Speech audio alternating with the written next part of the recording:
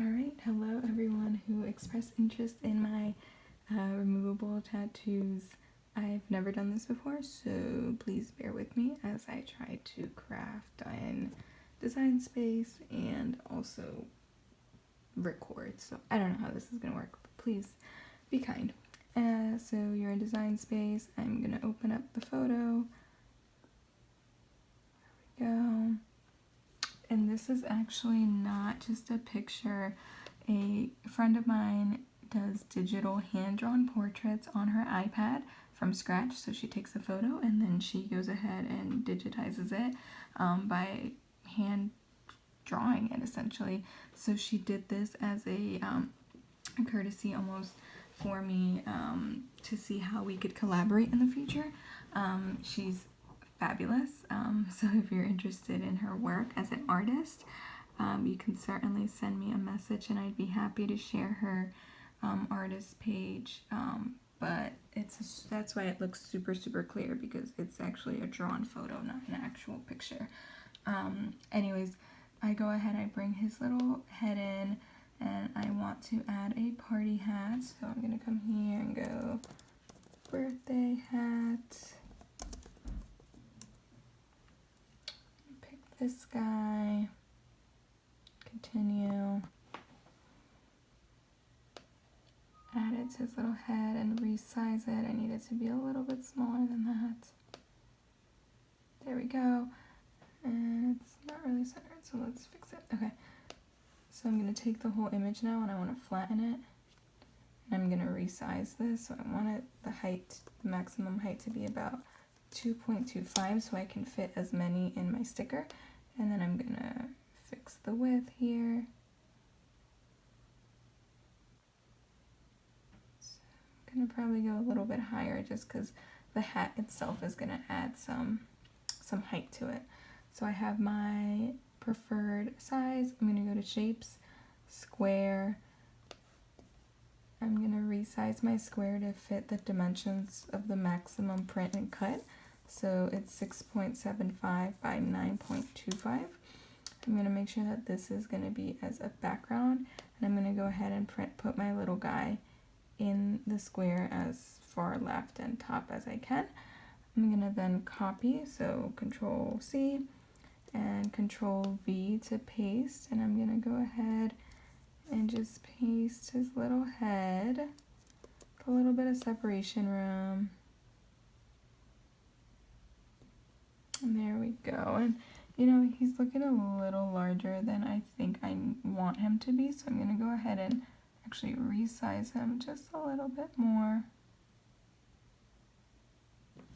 And then do this again, because I've been able to fit 4 of him across, and that was kind of like the perfect size for me. So I want to recreate that. Awesome. Now I'm going to go ahead and copy all his little heads. So as you can see, they're all highlighted, and then I want to flatten all 4 of them. So now they're all selected, they're all flattened as one image, and I'm going to Control C and Control V again to copy and paste it again. And then I'm going to just align it down in the square. So by doing the square, you're actually able to maximize your size. It does sometimes freeze when you're trying to flatten a lot of items at once, so that does kind of suck, but compared to just adding more quantity in the print field, this is gonna actually maximize your space more. So let me see if I can fit my little 4 in there. I think we might have it. Like a little game of Tetris sometimes. Alright, so now that it looks like they're all in the square, I'm going to go ahead and hide it. I don't like to delete it, I just like to hide it in case I have to do adjustments. I'm going to Control A, select all of my faces. It's 16 faces, 4x4, and I'm going to flatten them all together. And you see, I have my little alert here saying that it's too big because it's 6.785 by 9.292, so I'm off, but not by a lot, so even with it all highlighted, I can still adjust my width. to meet my needs. And now you can see my alert is gone. I'm gonna go ahead and click make it. And here we are. Now, I tried doing this earlier and I actually printed on the wrong side, so I'm going to try and just print on the right side, and I don't know how this is going to work for finishing touch, but your paper, if you're using Silhouette, it'll tell you to print on the glossy side, and this is the glossy side. I accidentally printed on the dull side. So at least for the sake of this video, I'm going to go ahead and just print on the right side now, even if these tattoos are not usable. So for me, I need to print the side I want. So I'm going to go ahead and put it in my printer with the right feed so that it can actually print on the glossy side instead of on the dull side like I did originally. I'm here. I'm going to go to continue. I'm going to go ahead, send it to my printer. I do add the bleed on this because I want to make sure that it's not going to cut into his hair or his face. So with the bleed, it actually cuts the bleed out and leaves just like his perfect little face. I'm not biased because he's cute, but he's also mine. So, alright, it's gonna go ahead and print. While I wait for that to go, I'm gonna go ahead and prep my Cricut. So I actually have an Explore. I don't have a maker, and I set it on to custom. That's custom. There you go, custom. Your base materials come up, you're gonna browse, and then I just typed in tattoo and there's already a material set for that. I didn't adjust any of those settings, by the way. So I'm gonna go ahead and click done, and here's my page now. Now this is gonna feel wet. The instructions say that you should wait till it dries, so I'm gonna go ahead and fan it out a little bit. To be honest, my first time doing it, I waited till it really did dry, so a couple of minutes. The second time I forgot, I was too eager. So I just like moved on to the next step and forgot about it. So this time I'm going to do a little combo of the two. I'm going to try and air dry it a little bit. Touch it, it's still a little damp, but we're going to move forward with it. It still worked for me on my second set. So this part's going to get tricky. I'm going to put this phone down and see how this works. I'll be 100% honest with you. I am not good at this part, but it has not impacted the end result. So bear with me. I hope you have much better luck applying this clear sheet because I suck at it, but it has not really impacted the way that things work out for me. So that's an upside, right? Can fold this guy. And please, I would say forgive my mess, but to be honest, if you're crafting regularly, you probably have this kind of mess as well. So I'm going to go ahead and hope that this phone does not fall. I have my sheet here. I'm moving my laptop away and everything else. Can you see it? Alright, as best as possible. Okay, so the packet comes with this clear sheet. You essentially need to stick it on. So it has this little adhesive part here. And honestly, I haven't tried it this way before. So what I was doing before was just completely peeling it and then trying to stick it on. And as you can imagine, that was not really working out. So I'm going to try and do it like this instead. Little parts. And as you can see, it's super, super sticky. So it's already really stuck. I'm going to try and peel, and you'll notice adhesive is going to get stuck as you peel off. I thought I had totally ruined my project, but thankfully I hadn't. I was able to peel off and still peel back on. So I'm going to try and just roll it on here gently. I have some air bubbles, so I'm going to keep retrying this again. I am not good at this, so please don't do what I'm doing. Try to find any way that works better for you. I'm going to go. Yeah, so it didn't really help. As you can see, there's massive air bubbles. I'm going to re-peel and try to re-stick, and you're going to see just like glue everywhere, but it still works. Trust me, this is basically what I ended up doing all the other two times. Go ahead and try to stick on here as best as I can. It's really bad. I'm going to pull from the other edge now and just try to smooth it out. If anyone has any suggestions, if you've done this and you've found a much better way to do this, send them my way, because this sucks. this is my least favorite part of this whole thing, and probably what I would consider the hardest part of it.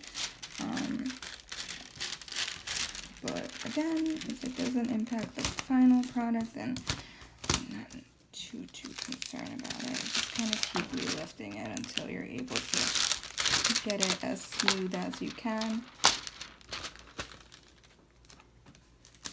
Okay. Still not perfect, but it's gonna do for it now at least. I'm gonna go ahead and get my scraper on here to really try to scrape it out, which does help a lot, by the way, so maybe I should just start using this sooner.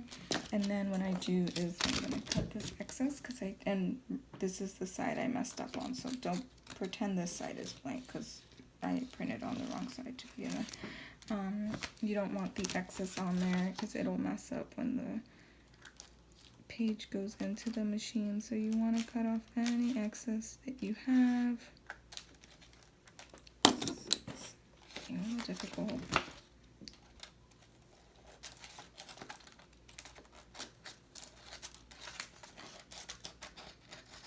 Okay, the other thing is I had a really hard time with getting my machine to read my lines the first couple times, and then it started cutting in a weird place, and I was like, uh-oh, because that will mess up your project. So I learned that if you trace the whole register mark, so I'm going to go all the way across. I've seen recommendations for people to trace just like the corners or certain areas. I found that just tracing the whole thing, and you don't have to be like spot on perfect, because I am not a color in the lines kind of person anyways, but just go through and trace it with a Sharpie. The fine point, I think if you do it too thick, you might mess up the alignment of it because it'll read it as completely off. So just go on and Sharpie the whole thing. Again, what I've noticed that happens if you don't is that because the top sheet is so shiny, the glare ends up from the light that's reading the cut marks or the registration marks, the glare throws it off. And so you'll either get the error that says that it can't read the registration marks and to try again, or it'll start doing it and just cutting in the wrong places, because it'll read like a reflection of it, so it won't actually read the place where it is. I'm gonna come here, I'm almost done. Okay, I put it on my mat. I use the purple mat for everything because it's so old at this point that it's just worn and it's not as sticky as it was initially. You use the mat that works best for you on paper, essentially. And then make sure it's really well aligned to be where it needs to be. Because again, if you don't align it well, it'll read the marks, but if your page is not where it needs to be, it'll cut in different places, essentially. So that looks decent to me. So now we run it through our machine. I have it on tattoo paper, and I'm gonna actually change my sorry, my adapter gets funky here. I'm gonna change my pressure to more instead of default because I really wanted to cut through all the way. I found that default will cut, but it won't actually cut it all the way. So give me a second while I reconnect here. There we go, we are back. Tattoo paper and more. Okay, and now we are here. We can go ahead and insert pressure flash in the arm. And then go. So let's hope our read goes well. Also, you can see some of the ink from me cutting or like replacing the glue. there, it has not impacted any of my tattoos. So just as a message. So as you can see, the marks, it is reading them. If it starts scanning any one location more than once or twice, that's usually an indicator that it's having a hard time reading it. So the fact that it's only doing it once, almost on all of these, is a good sign that we should have a decent cut.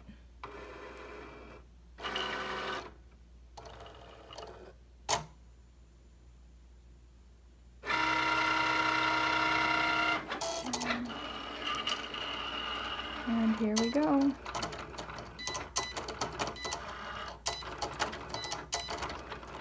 Now this is going to take some time, so I'm going to follow this up with a little time lapse, and I'll see you guys when this is done. Alright, so I did not do a time lapse, I just let it cut out. I always like to just peek to see if it cut through, and it did. Awesome. So you can see some of it did cut out of place. I think I misaligned my page a little bit, but it did do what it needed to do, so I'm going to go ahead. I like, actually, when it's a full through cut, I like to peel it as it's on the mat because it helps to make sure that it actually peels off easily. And then I take my little scraper and scrape my little guys off. So you can see right there, because this has that extra kind of clear sheet, I can usually be a little rough with it. One of my guys came up, push it down, goes in the trash, and there you go.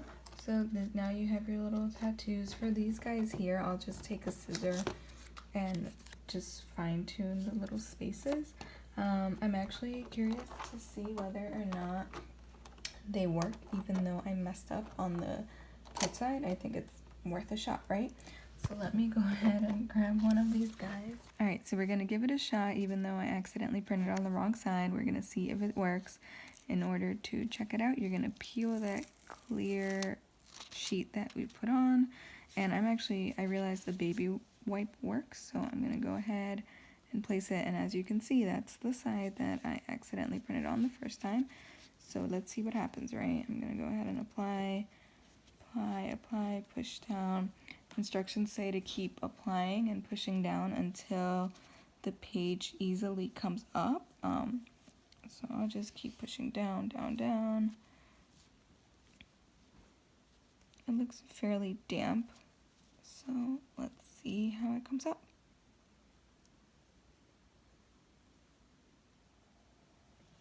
So it looks like the edging is not quite done, so I'm going to go ahead and just push a little bit more on that side.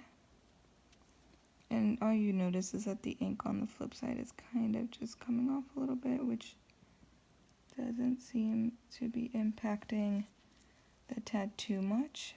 Again, if it's hard to peel, you just need to dampen it a little bit more. And ta-da!